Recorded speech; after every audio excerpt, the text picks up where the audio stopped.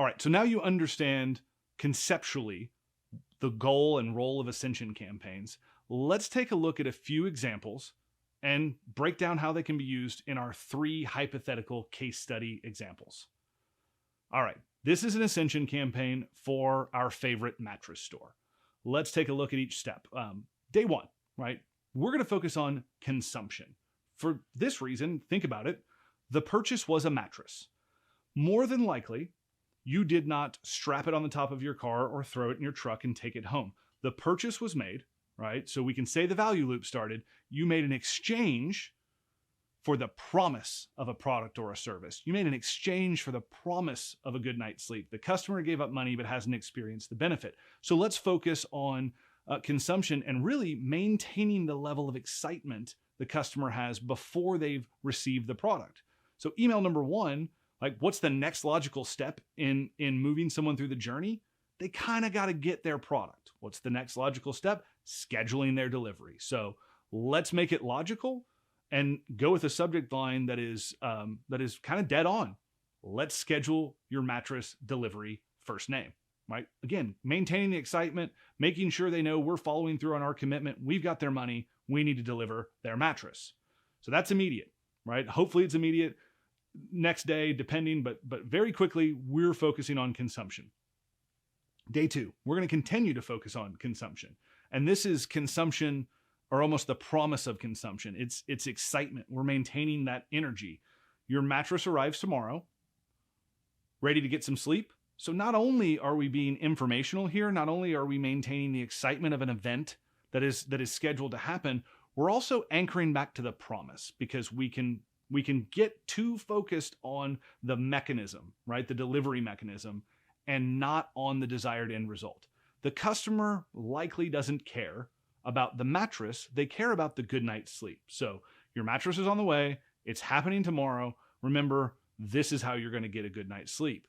We need to anchor back to that promise, that desired end result, so that when it happens, when they wake up, they know, like, holy crap, I just had the most amazing night's sleep. And hopefully they realize that and let you know. But we can't bank on that. We've got to encourage that. If we simply wait for customers to leave us positive reviews or feedback or testimonials, we'll get a few. But if we simply asked and started to encourage, then we would get a whole lot more, and they would be a whole lot more detailed and meaningful. That's what we're going to do in the 3rd email. So the 3rd email, while it's a consumption, we're going to start to pivot over into that next stage and getting that person to become, a passive promoter, right? When asked, they'll say nice things about us. So we're going to ask. The subject line I would suggest is, how was your first night's sleep on the new mattress, right? 1, it's natural from a relationship standpoint for us to check in. Did it get there on time? How was the delivery? Did you sleep on it? How did it go? Now, hopefully, they'll leave you a great feedback or review here, but again, we just can't wait on that. So we're going to come back and be even more intentional and be even more direct with the 4th email in this campaign. So this is a nurture campaign because we're kind of asking for a bit of relational equity, right? We're making a withdrawal from the relational bank. I would suggest going dead on with, can you please do me a quick favor, first name?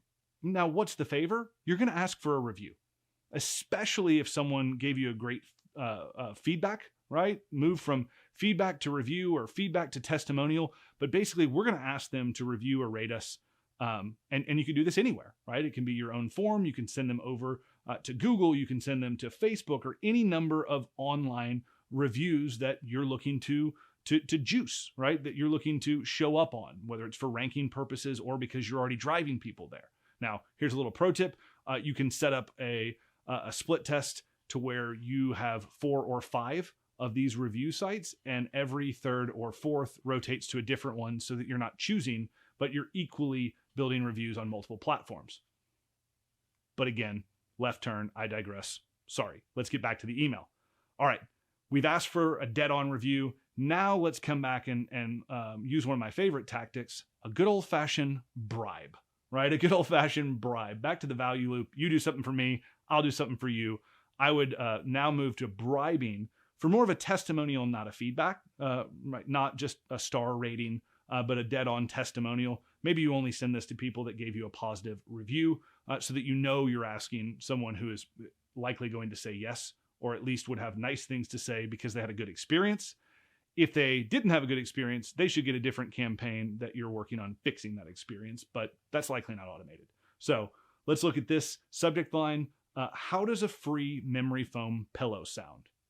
Now, if you're looking for a good night's sleep, it probably sounds like a good next step. You already have a mattress. I know that that's desirable.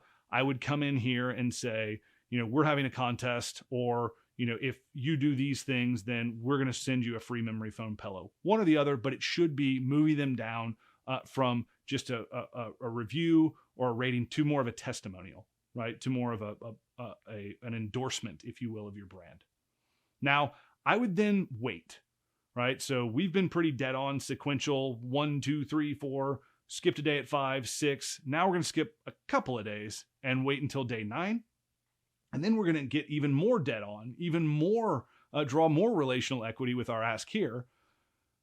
And I would suggest asking for referrals. So a subject line, something like, know anyone who could use $150 off a new mattress, right? And this is great. Like, hey, if you had a great experience with me, I need to, I want to move some more mattresses, and I'd like to help you look good for your friends and save them a deal. If you make a referral, I'll give them $150, or you can get $75 and then get $75 and you can get a second memory foam pillow. Whatever. I don't know the details or the cost basis of memory foam pillows, but look at how our asks have gotten bigger and bigger, right? That's intentional as we're driving someone through the different stages of the value journey after ascension into advocate and promoter phases. You can't just expect it to happen. This campaign is designed to make it happen. But we're not done. We're going to keep this campaign going because, look, mattresses are not something you need to buy every week, every month. So we know that in this campaign, if we want to make a repeat sale, we're going to have to bide our time. We're going to have to wait a little bit. We're going to have to add value. So I would now fast forward 180 days. And yes, I would keep someone there in a follow-up series for 180 days. That doesn't mean I would suppress them from any broadcast emails, but 180 days after either they made their purchase or they got their mattress delivered, I would now back to adding value, nurture, or consumption, and say, time to flip your mattress. Now, this gets a little nuanced on pillow top, not double side. I don't know. Let's say it's not a pillow top and it is time to flip their mattress. It happens about twice a year. You're adding value by reminding them, but it also gets you top of mind. Now that you're thinking about a mattress, let's transition that into something else. I would then send content 2 days later, something that was, kind of poking the pain, right? Something about the age of mattresses, the bugs, the bacteria, the dead skin, all the gross stuff that happens and is true in mattresses and pillows. But I would probably focus on a different room, maybe a guest room. Right? So send them an article that talks about it. Yuck. Again, you're adding value. You're seeding a concept. You're opening a loop. Then I would come back the next day and have a customer appreciation sale. So customer appreciation sale for first name. If we've just introduced the concept that you need to replace all your mattresses, people don't replace their guest room mattresses. You basically have your guests that you invite to stay at your house sleeping on bugs and dead skin. Yuck. By the way, now would be a good time to get a new guest room mattress. It's funny how that sequencing works. But we've now introduced or opened that loop, created a problem or highlighted a problem. Now we're presenting an opportunity to solve that. I would then move the next day into new mattress for the guest room. How's $99 sound? Again, start them down at a low price point so that they open it up. Obviously present them with all the different levels of options. And then finally, I would come back and close the sale. So 186 days from the original purchase, 6 days after re-engaging with this campaign, I would send something along the lines of customer appreciation sale ending soon, just 23 hours left to save.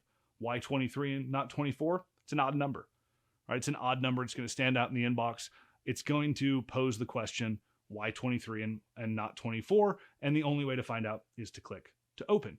So there's a longer campaign for Ascension that's not only focused on consumption, it's also focused on creating advocates and promoters, and then coming back and taking advantage of a longer buying cycle. Let's look at something that likely has a bit of a shorter buying cycle or a different goal altogether, right? So in our second example, we're going to go back to our favorite payroll and HR solution. And again, this is post-purchase, right? Post-purchase of a SaaS product, enterprise level, or a service. So the first email, focusing on consumption, your employee quick start plan. We need to anchor back. We need to get them to consume. We need to get them to get excited about it. We also need them to feel like they can do it. Any software or service is all about adoption. So it says consumption, adoption is what we need. We need them to kick off. We need them to install. We need them to start using. And anytime it's an enterprise level software, anytime you're talking about a service, the getting started and getting everyone integrated is the hardest part. So we've got to almost make that seem fun, easy, and enjoyable in this consumption campaign. So the second email, I would come back and say, meet your new best friend, right? If we're talking enterprise level anything, then we're usually talking about having a customer success or CSM manager that they're working with, an account manager potentially. So I would then introduce them. What do we want to do? We want to make sure that the person knows that they're not alone. They have a direct line of contact, and that person is now going to be the driving force behind adoption, behind consumption, behind the kickoff, right? So after they've been introduced to that person, their confidant on the inside, now we're going to have that person come back and introduce themselves. And really now take it from your job going in alone to our job. We're in this together. So let's set this up together would be the subject line, right? This is not your goal. It's not your task. It's ours. If you have a partner, if you feel like that you're not alone in setting this up, adoption, consumption will be much higher. So this is a great time to make sure that you frame the benefit of that person. And maybe it's not a real person. Maybe it's a bot, or maybe it is a group that they're assigned to. Doesn't matter the actual application of it. The goal here is that they know that they have resources. They have help. They're not alone. And it's such a daunting task, but here's where they go to get help, right? Here's where they go to if they get stuck. Here's where they go if they kind of just need to complain. So this is a great way to again, have them feel like they're part of a team, not going alone. After that, I'm going to come back and pivot a bit, right? We've made sure that we've added additional value. We've introduced them to additional resources. Now we want to give them something to almost force adoption or to get a public acknowledgement or commitment. So send this to your team to get them excited. I'd send them an email, right? Whether this is a new service or a software application, I would send them an email template customized with the way that they sign their signature for them to send out to the team announcing the kickoff and all the benefits, right? Because if they commit to that publicly, right? If they sell the benefits, it's not only a good indication that they'll follow through and that the sale will stick, it's also starting to frame and prime the team for not only the benefits, but why they should do the additional work required to implement a new software or onboard a new service. So a lot of benefits here in sending this out. Now, the next day I would come back and give them an additional benefit. Again, we want them to roll this out. So here's a rollout presentation. Give them a slide deck. Like, what are all the obstacles? In the same way that we would look at overcoming objections or inoculating against misconceptions pre-purchase, what are all of the obstacles in the kickstart, in the fulfillment, in the implementation of this new product or service, and how can we give them resources that overcome those obstacles?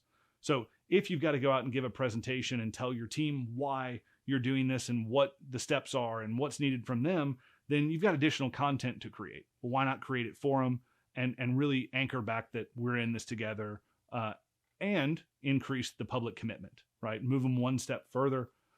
Then a couple days after that, I would come back and just check in, right? Check in, make sure that we say, how'd that rollout meeting go, right?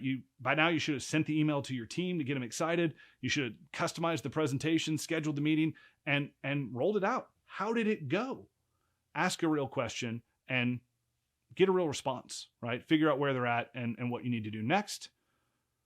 All right, so now we would move into the marketing training, right? So if we've talked about the mattress store, we've talked about the HR company. What about the marketing, training, and education company?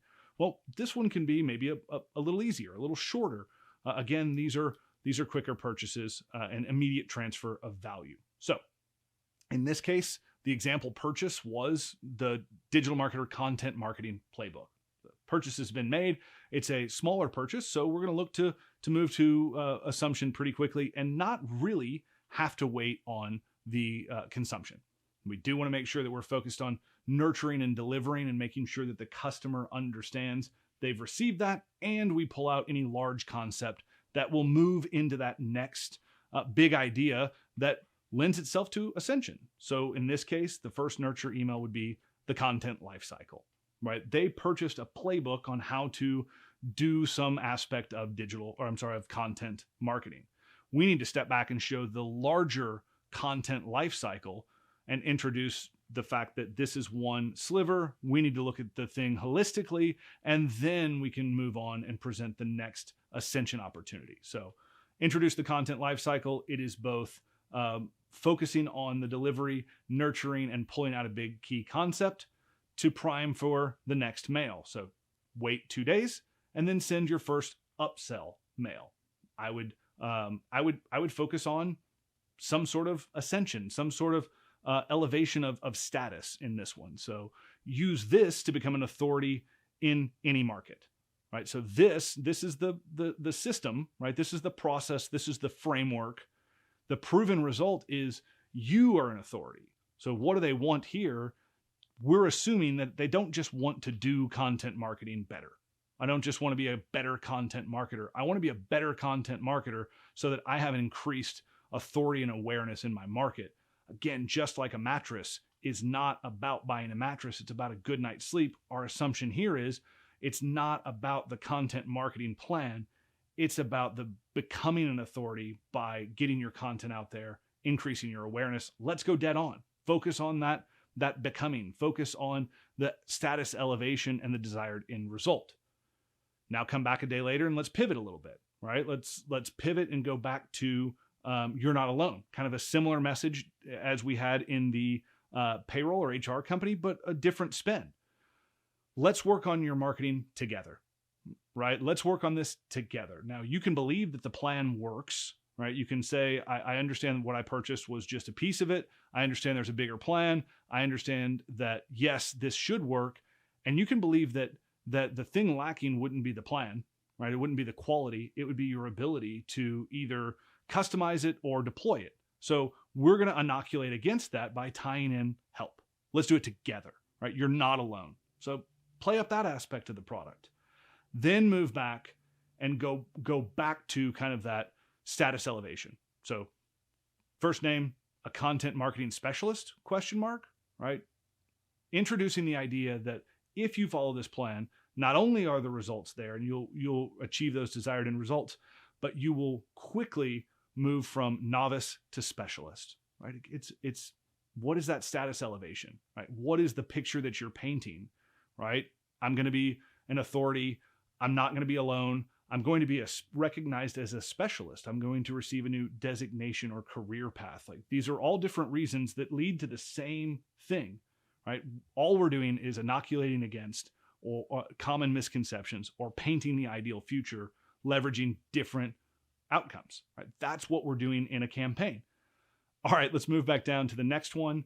This would be day 6, right? So now we're going to move from kind of painting the possible, painting the potential to urgency, right? Urgency. 81% off content marketing certification, just $99, right? So now we're getting into, this is what it is. This is how much it costs. We're really framing in this email so that we can come back and in the final email, introduce the fact that it's $95 today. It's $495 tomorrow. Don't say I didn't warn you. So this is how we would go from a small dollar entry point offer purchase and walk that up to a certification for digital marketer. So if you're a creator, if you're an education company, If you are if you're a publishing or media company, you should look at this campaign as one to potentially model. But don't discount the mattress company campaign. Don't discount the HR or campaign. Like, look at those and say, what elements of this can I pull through to my business model, to my Ascension campaign, and spend some time storyboarding out your campaign and focusing on turning single buyers to multi-buyers and multi-buyers to brand loyalists and promoters.